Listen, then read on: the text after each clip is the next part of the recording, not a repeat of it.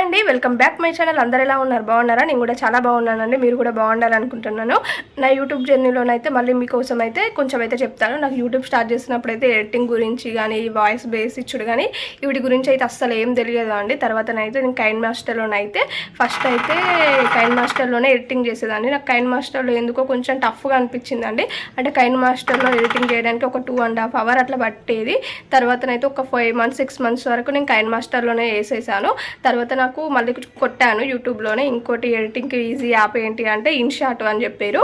ఇన్షాట్లోనైతే చాలా ఈజీగా అయిపోయింది అండి. ఇన్షాట్లో ఎంత ఈజీ అంటే అంత ఈజీగా ఎడిటింగ్ అయిపోయింది. మనకు టెక్స్ట్ రాయడం కానీ వాయిస్ ఇవ్వడం కానీ చాలా మంచిగా అనిపించిందండి. వాయిస్ కూడా చాలా బేస్ వచ్చింది. ఇప్పుడు మనకు మైక్తో అవసరం లేకుండా వాయిస్ అనేది అందులోనైతే చాలా బేస్ వచ్చేసిందండి. ఇక నాకైతే అది మంచిగా అనిపించింది. ఈ వీడియో ఎడిటింగ్కి కూడా నాకైతే ఈజీ అనిపించిందండి.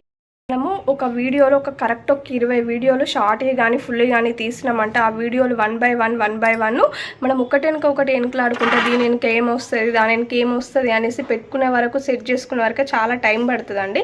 అలాంటి ఎడిటింగ్కే మనకి ఇంత కష్టం పడుతుంది కదా. మనం ఎడిటింగ్ చేసేసుకొని ఒక వీడియో అప్లోడ్ చేయాలంటే ఎంత లేదన్నా మినిమం 3.5 hours అయితే పట్టిపోతుందండి. అంటే ఆ కష్టం 3 hours అనేది మనం కష్టపడితేనే ఒక వీడియో అనేది క్లియర్గా వస్తుంది, ఎడిటింగ్ అనేది కరెక్ట్ వస్తుంది, మనం పెట్టగలుగుతామండి. నేను చెప్పేది అయితే ఇంతే అండి. మీరైతే ఒకసారి మీ టాలెంట్ ఉంటే ఒకసారి అయితే ట్రై చేయండి.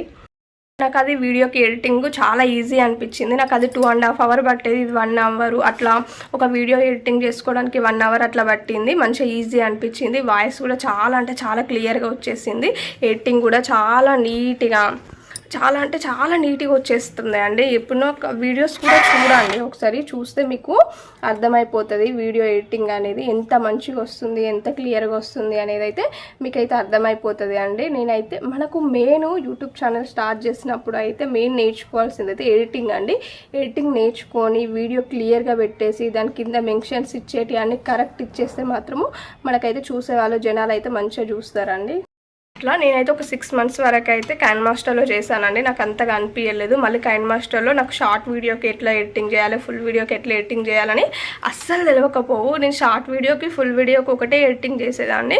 షార్ట్ వీడియోకి ఏమో ఇట్లా చేసిందేమో ఫుల్ వీడియోలోనేమో అస్సలు కరెక్ట్ మొత్తం కనిపించకపోవు.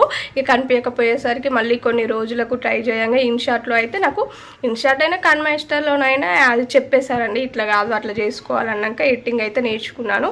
ఇంకా మంచిగా ఎడిటింగ్ నేర్చుకోవాలనేసి అయితే అనుకుంటున్నాను.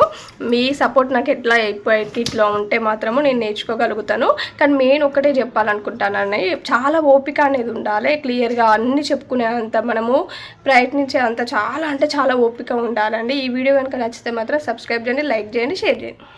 అన్నిటితో పాటు మాత్రము ఓపిక కూడా చాలా ఉండాలండి. ఓపిక ఉండాలి, ప్లస్ మనకు ఫ్యామిలీ సపోర్ట్ ఉండాలి. మనం యూట్యూబ్ ఛానల్ స్టార్ట్ చేస్తున్నాము అంటే ఫ్యామిలీ సపోర్ట్ అయితే మెయిన్గా ఉండాలండి.